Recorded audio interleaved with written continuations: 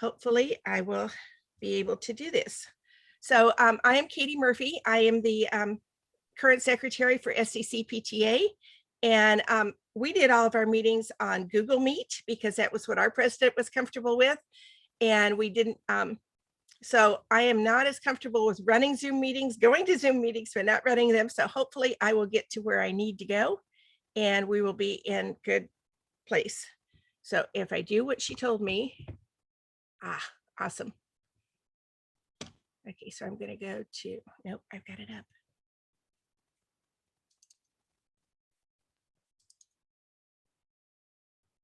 Okay, hopefully this is working and I have it up.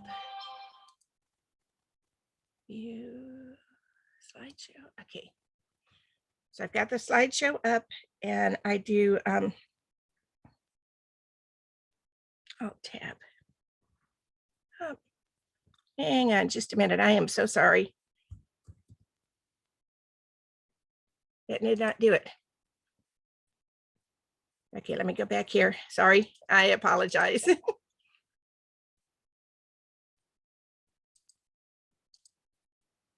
Okay, present. Okay, I need some help out, Lakeisha. Okay. I've got it up in the background, but I'm not seeing my presentation tab. Did you hit the share screen button? No, that's what I haven't found. Oh, there it is. Okay. Yeah. Okay. And then you should see options for what you want to share. Yeah. There we go. Thank you. Okay. Thank you very much.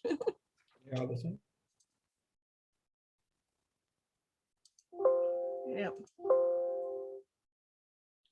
Why is it not? Okay, it says I'm screen sharing, but that needs to go away so that I can do what I need. I need Just to hit the X up at the top. Yeah, hit no. The X for the small box.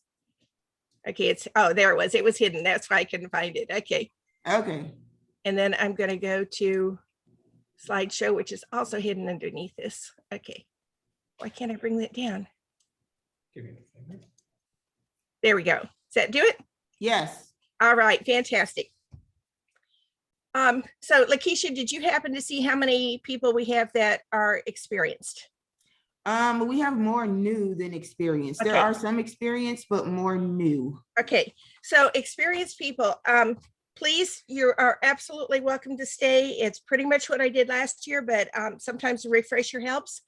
If you wanted to sneak off and see something else for a minute and then come back towards the end, I'm going to be doing how to wrap up the year at the end, because I'm going to give the new people what they need to get started first so their questions are answered, and then we'll go into how to wrap up the year. So a lot of people, and you could put yes in the chat box if you want. A lot of people have started out the year with what? Me be secretary? Sure, I can do that. What is it you want me to do? So we're going to go through and make sure that you are comfortable with that. Please know that County Council is there to answer your questions. And if you can reach me or whoever on the board, everyone will either help you or refer you to someone that can. We are recording this show, right, Lakeisha? Okay, we are recording this. Yes. So that, you know, if you don't want to be on visible, go ahead and change your picture. But and this will be available so you can reach it later and find out questions. I am a night owl, so you're welcome to call me up until midnight or 1 o'clock if you have questions. So first of all, there is a Secretary's Rule and Procedure book that's in our state records that are coming out, and a lot of this comes directly from that, sometimes in language that I thought was a little bit easier. Everything that we do is according to Robert's Rules of Orders. And those of you who can see me on the screen, this is the new official Robert's Rules of Order. It's the 12th edition. It came out in September. There also is this cute little one that's called Robert's Rules of Orders, newly revised in brief. And it's got the short, quick answers. And in the back of these, they have wonderful little sections on how to actually get to what it actually looks like spelled out in chart form as opposed to long writing. So I keep those right here on my desk. They're here at all times. and it makes a difference. And I will be doing a Robert's Rules of Order later on in the meeting. But according to Robert's Rules of Order, you are the official record keeper of the organization. That's your official job, is keeping the records. It's beyond keeping the minutes. You should have a notebook that's got an accurate list of members, the roll call list, the governing documents of the organization, and the committee membership. Before the meeting, you're going to work with the president and prepare an agenda if your president wants you to do that. Distribute to the members a packet of materials that they need for the meeting. It can be electronic or a hard copy. Send out a call to the meeting notice. So it's an official notice of the meeting. All members get that so that they have an official notice that the meeting's going to start. And before the annual meeting, prepare an annual report. During the meetings don't run if a secretary is not there, period. The secretary has to be there for a meeting to run. In the absence of a president or a vice president, you can still run the meetings. So the secretary calls the meeting to order, conducts the election for a pro tem chair, which means the person who's going to run it at that time, or whatever's in your bylaws. It may have a list order in your bylaws of who fills in next. You should have access to the previous meeting. So if somebody said, well, didn't we, you can flip back and see what we did. And have access to all the government documents. So you can say, nope, the standing rules say, the bylaws say. If you've been to or you're going to the state convention, you either have seen or will see Robert's Rules used in beautiful flow, because they actually hire a parliamentarian to be at those meetings as well. And you should have a list of the current membership and the current committees and committee members. So you're keeping the records of the organization. You've got them all. You've also got ballots. If you're at an in-person meeting, ballots in case of a ballot vote. You maintain an official list of members in the official attendance list. You keep notes of what occurred at the meeting. And your notes are going to be different than your minutes. Your notes are when you write down everything that's going on. Your minutes are where you put it into a concise form that we'll talk about.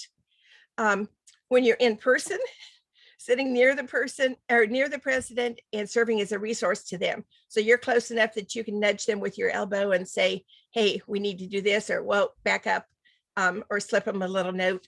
Online, it's not quite as easy to do. And then keep a copy of Robert's Rules on hand. And there are brief copies that are in this presentation, and there are brief copy, or this presentation I'll do this afternoon, and there are brief copies in the state guidelines as well. Then after the meeting, if anything was amended at the meeting, you make the changes and distribute the new copies to anyone. If there are any governing documents that are amended, you maintain the files of any committee reports.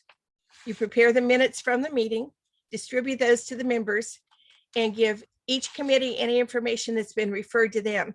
Your committee chairs do not have to attend every meeting. So they may not be at a meeting where something's mentioned. Maybe the person that's running the teacher appreciation in May isn't at the meetings the first semester, but something was mentioned during the meeting about them, then you'd make sure that they got that information. And then you notify any officers, delegates, and committee members of their elections or appointments. Okay, all PTA committees should be keeping a procedure book. It's usually a 3-ring binder. As secretary, do not assume it will fit in a 1-inch binder, a 2-inch at least, because everything that I just mentioned has to be in there. You have to have the bylaws, you have to have the standing rules, you have to have all the committee lists. So a 3-ring binder, I would say at least a 2-inch to put anything that you've got in there, anything you've collected. If you print off this presentation, you might want to have it in there. This may additionally be kept electronically, but the last state training I went to with Alvin, he said, yes, you can keep it electronically, but you have to have a printed copy, because some of us have been alive long enough to see the different types of computer storage changed over the years.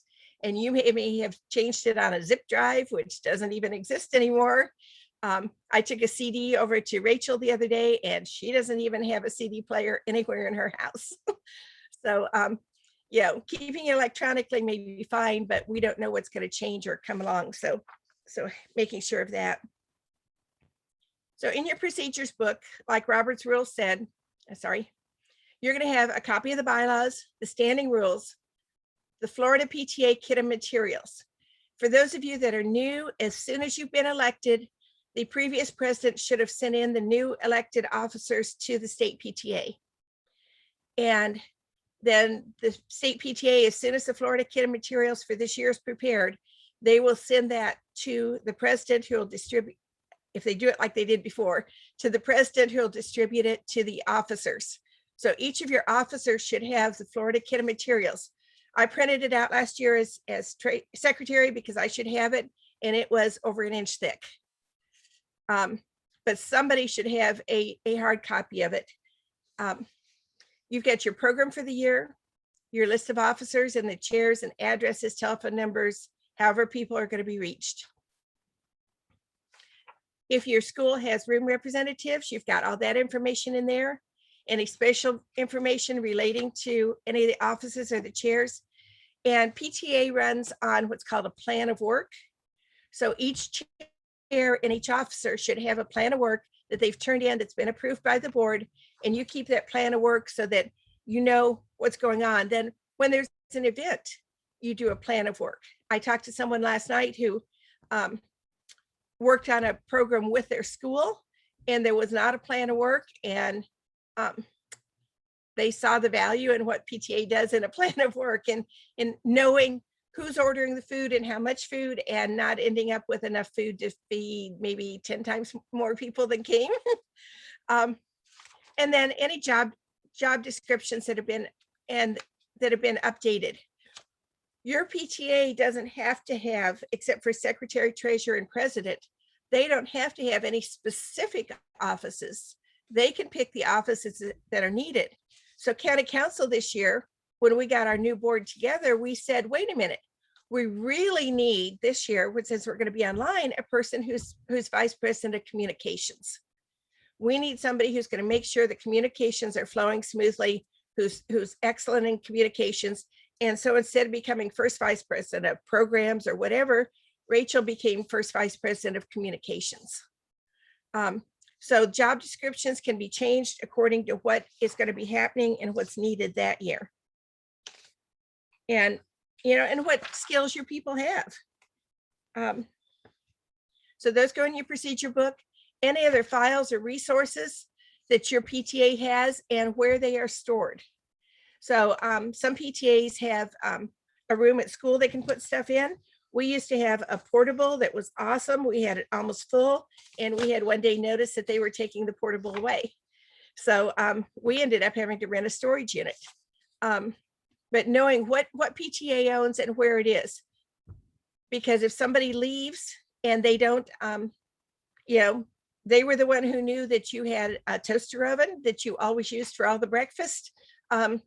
It'd be nice to know. Sometimes things are stored at people's houses. So having a record of who's got what and where it is. And then any correspondence and files for the last 2 years.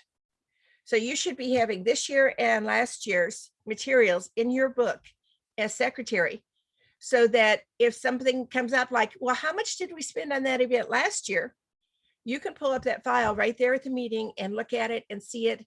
And there's not that confusion over, oh, well, I don't remember, let's see if we can track down that person who went to middle school who ran it last year. That all those copies should be right there in your book for the last 2 years. So at the end of this year, you're putting your file in it for the new person, and then they're going to have filing away the previous one that you had, and then adding for what's coming for the new year.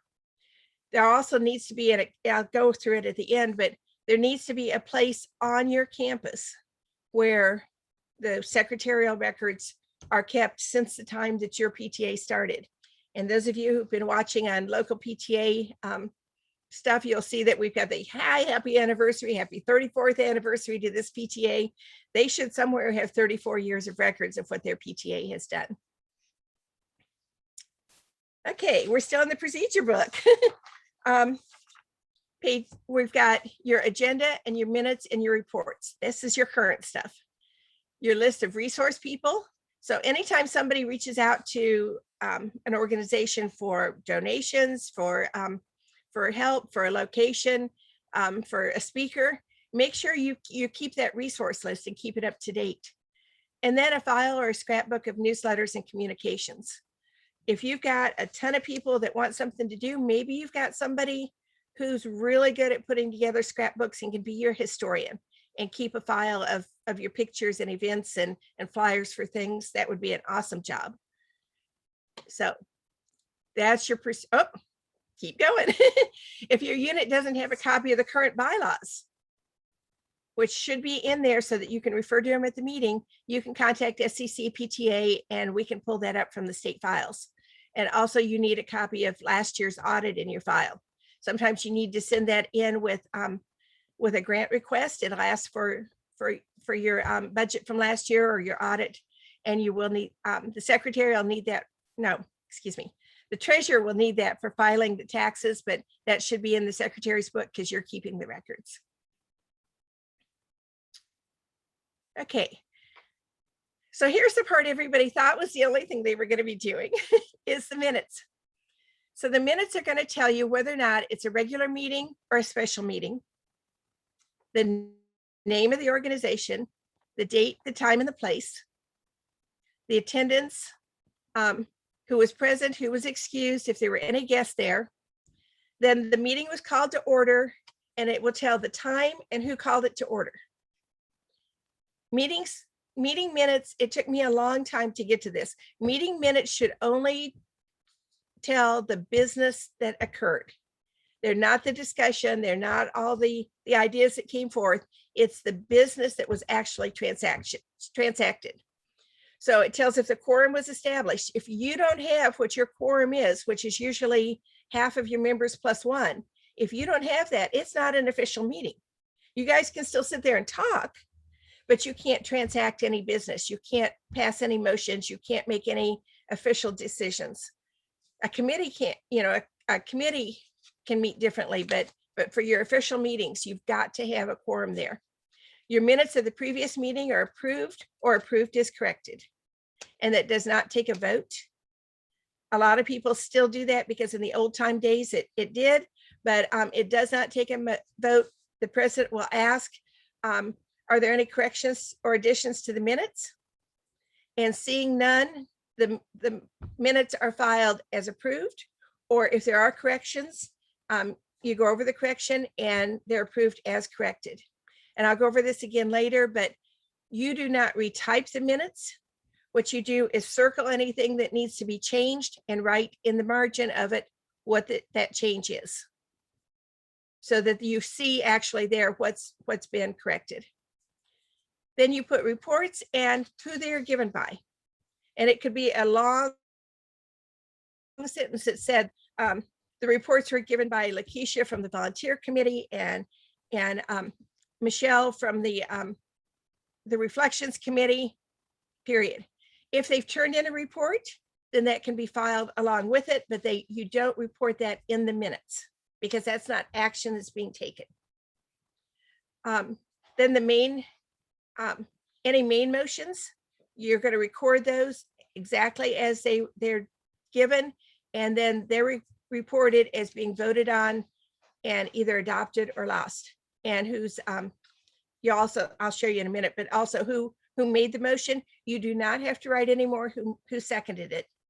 It's who made the motion and that it was seconded, because often you'll hear at a meeting and 3 or 4 people say second. That's okay. It was seconded. That's all that matters. It used to be a badge of honor if you got your name in the minutes for seconding or for motioning something. No, that's not the business. And then what time the meeting was adjourned. Then at the end, you sign when the minutes are approved the next time or corrected, you sign it and then mark they're either approved or as corrected, which they will see on there, and then the date that was approved or corrected. So what I put in here real quickly is a template I made for the Wicklow PTA because I wanted it to be really easy to type the minutes. So I did a template and I put in red the things that I knew absolutely had to be changed. so that I wouldn't accidentally print off the minutes that still said October when it was May.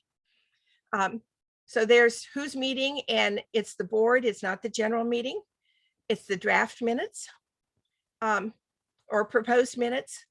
I started putting online. They didn't have anything in Roberts about when their meetings were electronic, but I put online at 3:30. So people are thinking in their brain, okay, let me think about that meeting. No, we weren't sitting at the table. It was online. And then I go ahead and list out who all should be at the meeting. And then I can go through and pull out a name and put it down under absent or excused. It's a lot easier than saying, oh gosh, who else did I leave off that list? I've got it right there. That was something I did for me. Then the president called the meeting to order at, now the meeting is scheduled for 3:30, but it may have only started at 3:40. That's okay. You put down the time it started, and then a quorum was established. My cat is going to come join us. Her name is Rascal, and she believes that Zoom meetings are held for her benefit. So I apologize if you see the tail going back and forth. So for the minutes, then the secretary presents the minutes of, and you put the date that the meeting. So presents the meeting of the September 5th meeting as attached. The minutes will be filed for audit as presented or corrected, whichever one. So I have to pick one of those. Then the financial report presented by the treasurer or whoever presents it. And I'll show you in a minute what I put in there. Last night, it would not let me add that form to what I was moving. It thought it was something separate, so it got its own page. But it would be right there in the report. Then usually the principal's report is in there. And then any other reports can come where you want them. In our case, they come at the end, but they could come earlier. Any old business, any new business, any motions that are being moved, and you put in there that it was moved that blah, blah, blah, blah, blah. Who made the move, that it was seconded, and it was either adopted or lost. Not any discussion. And you only put in the motion that was the final one voted on. If there were lots of changes along the way, that's okay. You just keep changing it in your notes until you get to the final one that was put in there. If they changed the date, if they changed the location, you don't need all those separate ones. It's only the final motion that was adopted.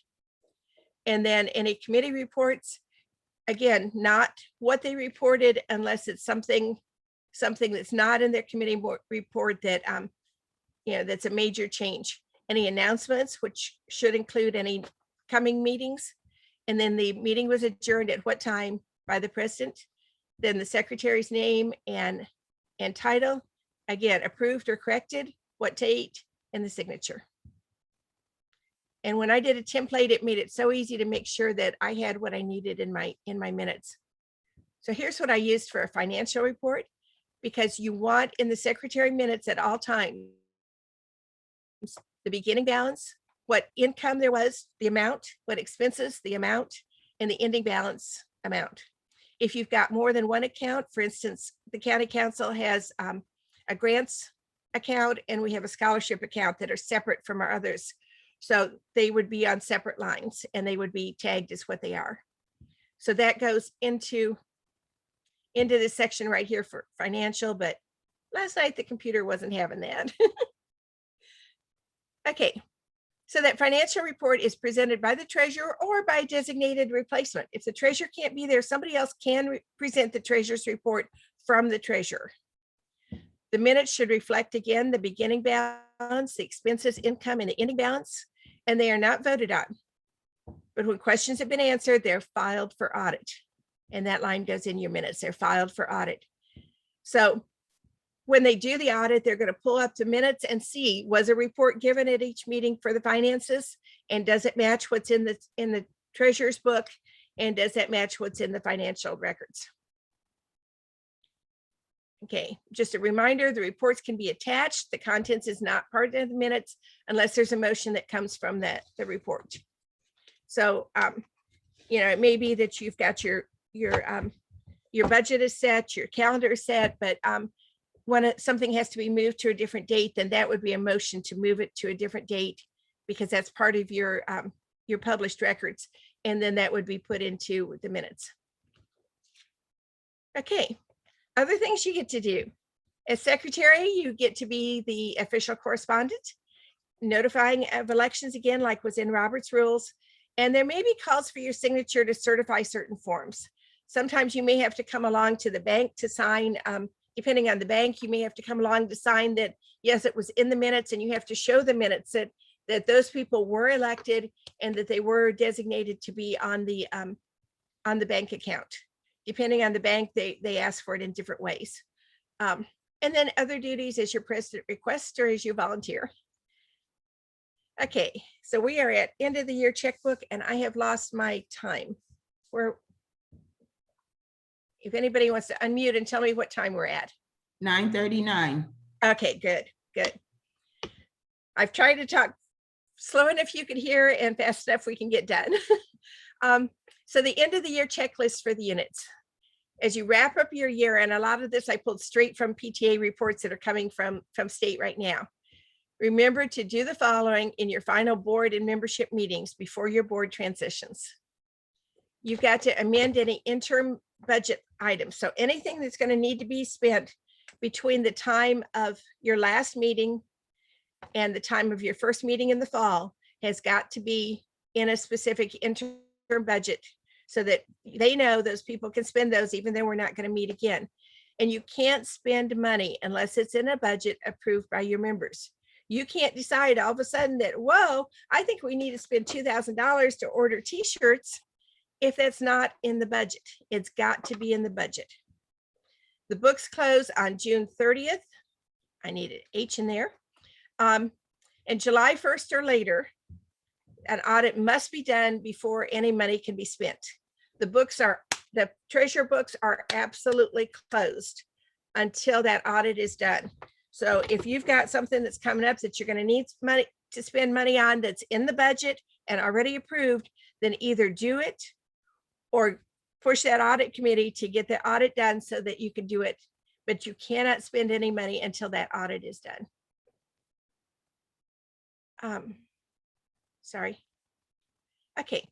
Make sure you pay at the end of the year, get with the treasurer and make sure they pay any outstanding membership dues. We did have some units who were collecting membership dues, but forgetting to send them on to the state. They do not automatically come out of Member Hub. You have to send them to the state. The presidents and the treasurers can check and see if you have a balance due to the state by going to Member Hub and checking there. It's real easy to see. If you think you've got 120 members and the state forum says that you've only paid for 90 members, then you need to get that other money sent in. If you're having a virtual election, which they did approve again for this year, they said we did not have to have that final in-house meeting. If you have a virtual election to report, you have to report your new board members to PTA, and this is where it is. And that has come to all the previous presidents. And make sure that they change the date on the form. So you might want to check and make sure as the incoming secretary or as the outgoing secretary, has the new president report, or has the president made that report, and did they make sure it was reported as the 21-22 people? Because the form right now still defaults to 2021. Close out all your books as secretary and the treasurer on June 30th. Make sure all the reimbursement requests are in time, and push people to get those outstanding checks cashed. That makes the audit so much easier if everything is done and over. Make sure you know who's going to do the audit and the 1090, which is the form that goes into the IRS, so you don't leave the incoming officers in the lurch for that. You want to make sure you've done everything properly as a previous board. And those new coming people, I know it's hard to think this far away, but a year from now, this is what you're going to be doing. So as the new people come on, the bank signers are going to go to the bank with the new board members and switch the account signatures and responsibilities if necessary. Make sure the right people are on the bank account for the summer and the incoming year. You're going to need 3 signers. PTA checks are always signed by 2 people. Always, always, always. Even if the bank doesn't put that extra form on the check, they're always signed by 2 people. And you've got to have a third person in case one of those people just isn't available. Make sure that all the IRS and PTA guidelines on the treasurer responsibilities and the account signers are followed. And that will be in the kit of materials, and making sure when we went in as the county council to switch things over last year, I think it took us about half an hour in the office with about 5 of us to make sure we had everything all switched over and signed, and everything was all good. Again, contact the county council if you've got any questions. We're your first line of questioning, and the majority of the time we can answer your questions. That saves the state people from having every single unit in the state calling them with every question. So call us first, and usually we've got the answer, or we can get it real quickly for you. On the last meeting of the year, because the minutes have to be approved, but when that year ends, that year's books are done. So you're going to ask 2 additional members to take notes at the meeting. Then afterwards, those notes are compared and initialed, and that replaces approval of that last year's meeting. So at the meeting today, I will ask to have 2 other people to take notes and record down the business that happened at the meeting. Again, they're not everything that happened, but the business of the meeting. And then at the end, those will be stapled with the typed minutes, and that will be the end of the year report. You don't approve it at the first meeting of next year. And you don't have to be on my papers, girl. Okay. So you've got the year done. You've had that final meeting. Those minutes are attached with the ones to make sure it's correct. Then you're going to go back through your book. Do you have the meetings for all the year, or did you forget to print one of them out? Are the minutes corrections made by circling the incorrect words and putting the changes in the margin?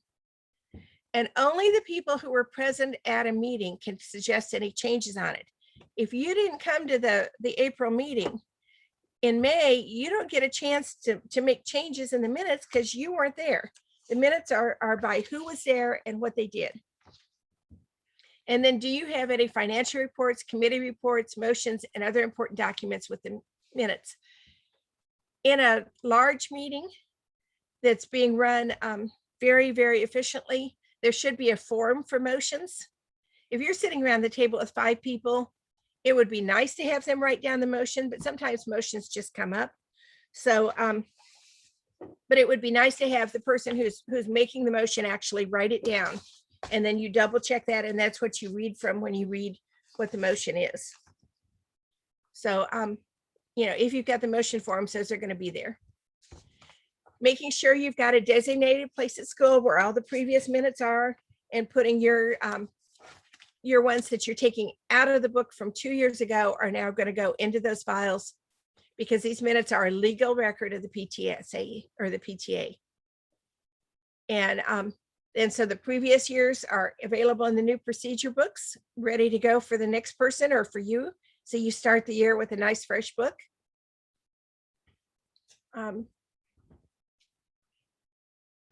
And ta-da, if you have done that, you have had a great year. And this is the point where, please, if there are any questions that have come up, Lakeisha, or if anybody has any questions they want to ask, unmute and we can do that. And I have the cat laying on the keyboard. There we go. Okay. So anybody with any questions, any concerns, and I need to stop sharing, right? Okay. So I'm seeing some smiles still. That's good. Anybody with any questions on what's going on? Does the secretary keep the usernames and passwords? That would probably be a good idea. A lot of us have gone to, and you've seen that with SCC PTA, a lot of us have gone to a Google account for our PTA. And so we've got emails that are by position. And like my email for the county is secretary@sccpta.com. And what I'm going to do this coming week is go through and clear out that email account, so it has any business that somebody might be interested in for next year. It has those emails left, but the other nonsense ones are cleared out, and that's ready to go. And those are files that will be rolled over each year. So that's a discussion. I don't know the official answer on that, but that's a discussion your PTA might want to have of, do you want a file where everybody has the passwords kept or not? Good question. Thank you. Anybody else on anything? And this will be, excuse me, this will be available, so you can go on and pull this up and go back over it again, and we'll have the PowerPoint, so it's available for you as well if you want to go back over anything. Hey, Katie, can you tell them where they can get this? Like where? Thank you. That was my question. I'm not sure where Rachel is going to put them, but I believe, okay, I'm going to go out on a limb and say that we have on Facebook, we have a Seminole PTA leaders page, and there's a page for presidents, but there's also one for the local leaders. And I would say that if nothing else, we will reference there where they're stored. It should be on our web page. It should be on our Seminole County Council PTA web page. But we will also put in that leaders page, and there's such good information there. The other thing, if you're a newbie to all this, spend some time when you know, whether it's while you're doing something else, but spend a lot of time scrolling through and reading the things that are on the Florida PTA page and our website and Facebook, and on the National PTA website and Facebook. Sign on to any of the groups. They've got an advocacy group and a DEI, the diversity, equity, and inclusion group at each of the levels, and spend some time on those pages, get to know the people there and get comfortable with what's there. There is so much information out there from PTA. It's just amazing what they've done. And that's where your state and your national dues go, is into putting those things together and having those things available for you, and advocating for everything that we do for the children. Chris, I can't hear you. You're not muted, but I can't hear you. I don't know why. Can anybody else hear Chris? Okay.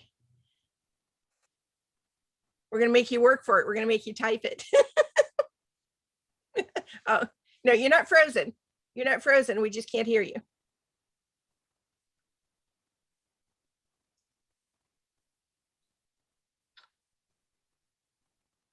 I'm not a good lip reader.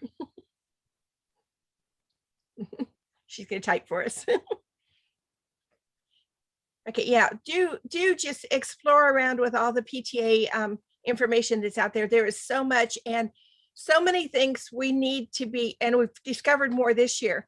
The more we share, you know, just because you did a program and it's awesome, and you go, wow, this is our awesome program, share it with other people. It's okay. It's okay. You know, if other people copy your program, you know, they have always said that that copying is the highest form of flattery. So let other people in on what you're doing and what's working. All these availables, all these resources are going to be the ones that I just mentioned.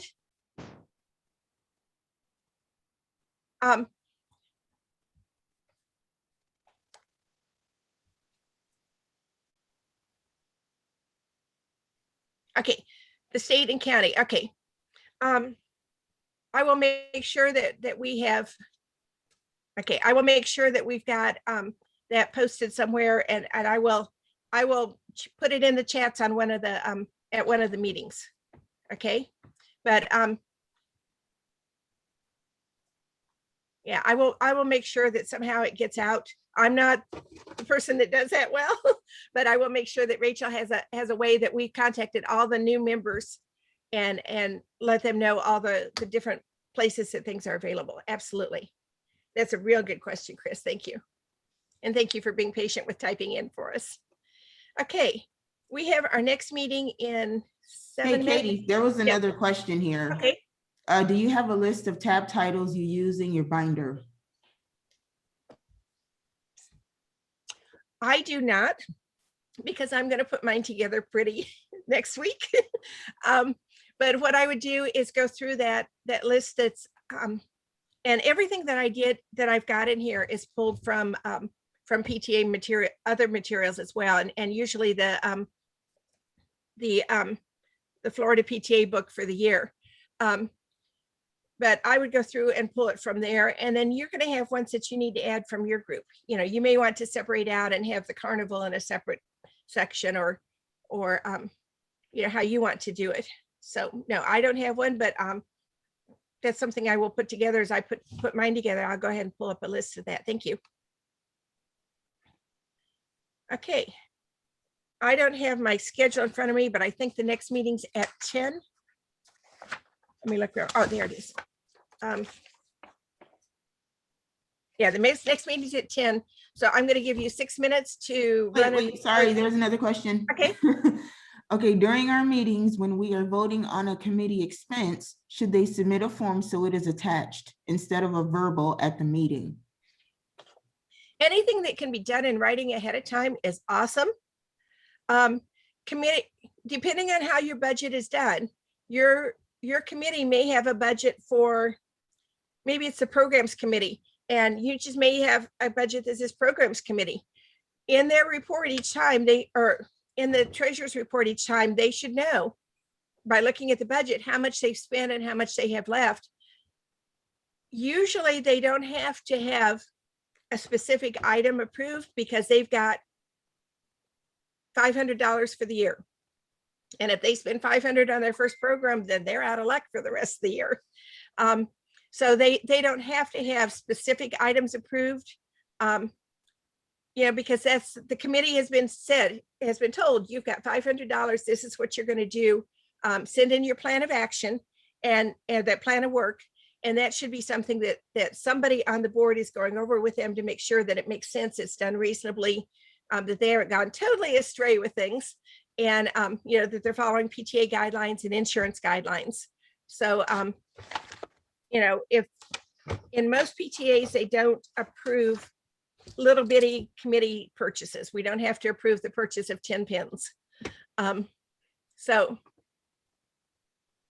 That report wouldn't necessarily be in the budget unless it's in the minutes.